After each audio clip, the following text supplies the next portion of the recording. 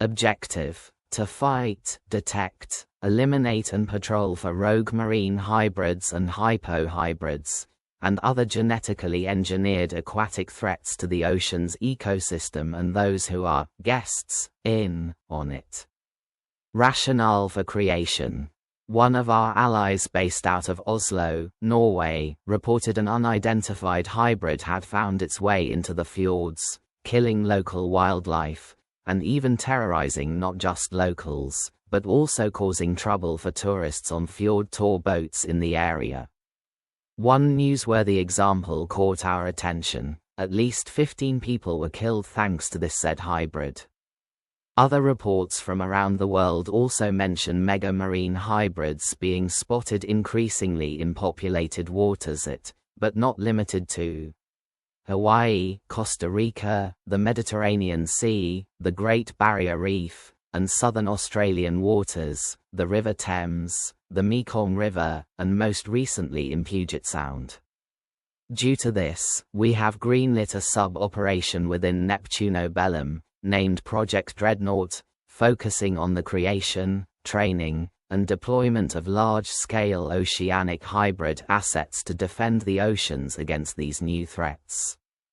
At least 4 other hybrid prototypes have been greenlit, with our first 2, Dreki and Cryptos, already made and ready for deployment. Stats. Length: 12.5 meters or 41 feet. Weight: 11.8 metric tons. Operational depth: normally service to 1,000 feet but can go to 2,000 if needed. Components: 1. Pliosaurus funkii. Our first and base contributor is the Mega Pliosaurus funkii, hailing from the waters of what is now Svalbard, Norway.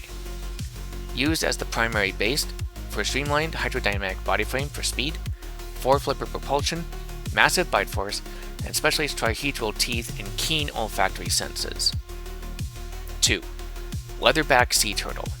For tough yet flexible leathery shell and osteoderms along the back for extra protection, plus reptilian blubber and ability to withstand colder temperatures, and incorporating its beak, backward-facing papillae throat spines for gripping prey, along with the countercurrent heat system and impressive diving capabilities up to 1,200 meters. As well, this is the only reptile known today that can withstand freezing temperatures at sea, which aids in congruity for a pliosaurus base. 3. Killer whale. For boosting intelligence, trainability, hunting tactics, and awareness. Able to work with other members of its kind, extreme bite of its own, high speeds enhancing cold water tolerance, which gives us congruity with our leatherback contributor, as well as some echolocation capabilities. Also, it can tolerate both warmer and colder waters, giving Dreki more flexibility in navigating all oceans. 4. Prognathodon.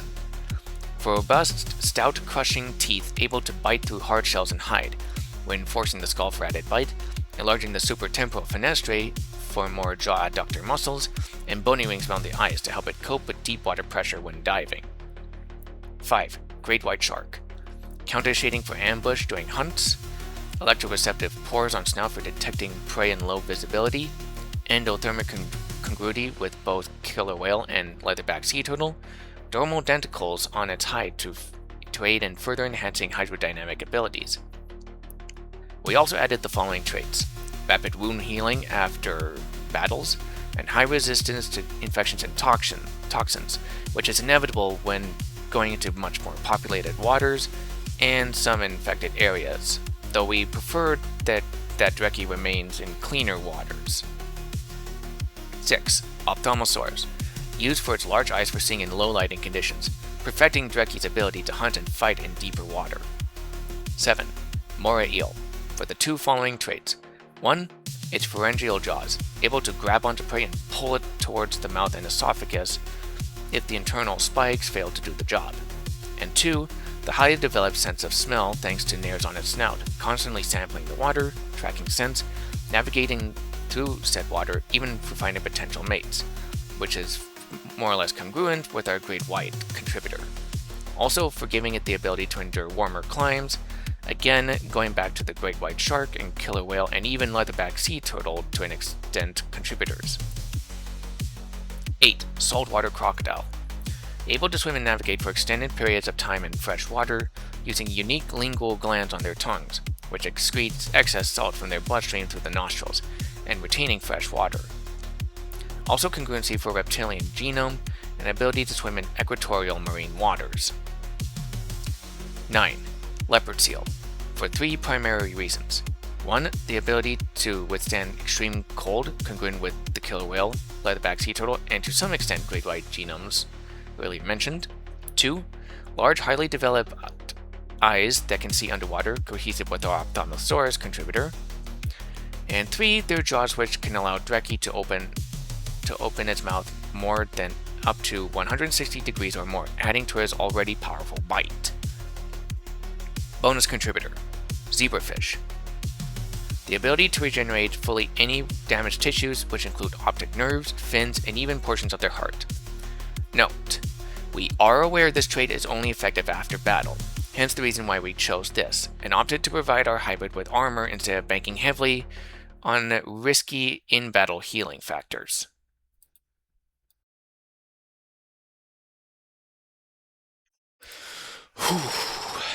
Audio log, Agent Libra. We still haven't heard yet about Lilith's progress from Operation Nightshade. And to keep my anxious ass as calm as can be, my sister has told me to do this report on our latest marine operation. She knows that if she lets me focus on something else, I tend to calm down. But to the report. We've secured our transport services for Phobocalcareous twins Yuma and Takashi to be deployed to Hammerfest Isle. They'll be training with their aquatic hybrid Akula from July 10th to the 14th to get them into shape. In the meantime, as you heard before, we're launching Dreki and his siblings, Astrid and Tessa, into the open waters. We've given a rundown already of the components, so with the listing finished, here's a layman's summary. When the board authorized the development of Project Dreki, they weren't looking for a passive deterrent. They wanted a dreadnought. Luckily, we gave them just that. At 12.5 meters long and weighing nearly 12 metric tons, Thalassodrage and boreabenthophaganax svalbardi is built on a streamlined Plesiosaurus funki chassis, giving him an explosive 4-flipper propulsion system. But raw size means nothing if an asset freezes to death in the North Sea. Our genetics team already understood that well. Luckily, that's why we reinforced him.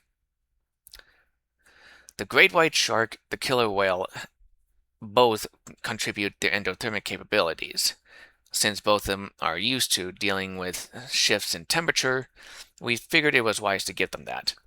Along with that, for reptilian congruency and giving it blubber, we used the leatherback sea turtle, allowing him to cruise through freezing sub-zero currents, and even go into warmer climates without risking shock to his system.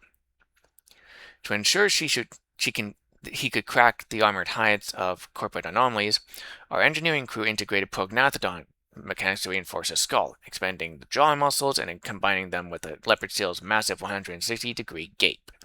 If he bites you, you are not getting away. The moral pharyngeal jaws and backward-facing throat spines from the leatherback ensure a one-way trip to pain and digestion. And if he takes damage, the zebrafish genome allows for total structural regenerations of its vital organs after the fight, including the heart. We made sure to not have the healing system interfere during battle, or else he could be compromised. Besides, considering how everyone else wrongly uses the axolotl DNA, we wanted to avoid that.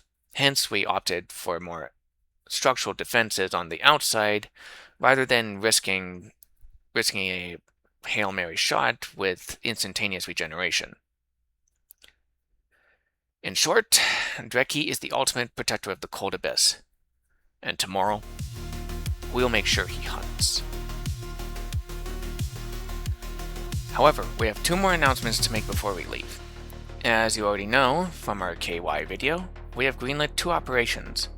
One is Project Soria, which we focused on creating, engineering, and deploying dinosaurian hybrids for a particular operation involving a recent and unfortunate catastrophe at a local dinosaur park at zoo located in mainland Costa Rica, dubbed El Mundo Dinosaurio. Several species have broken loose into the rainforest down there, causing trouble for both humans and nature alike, including animals. That's the primary goal anyway. We have 4 prototypes in the works. A Taurosaurus-based hybrid named Husk, a Spinosaurus crossbreed named Vax, an Iguanodon hybrid codenamed Dawn, and the last one we're at liberty to reveal is Trespasser, using Picnonomosaurus as the base. We've heard rumors as well that the genetics company who bred said engineered dinosaurs also had its hand in making some illicit hybrids. These are unconfirmed reports, but we'd rather be safe than sorry. We expect to launch our operation as soon as possible, towards the middle of the month. Finally, our Prime Minister and us have secured a deal to greenlight Project Borealis, aimed at helping our Canadian Armed Forces to protect and secure the Arctic and northern provinces. A short-faced bear hybrid named Ramiel is already made, along with his mates, Ursa, Kita, Spirit, Tag, and Chief. That is all for now. Stay tuned and be vigilant. Agent Libra, over and out.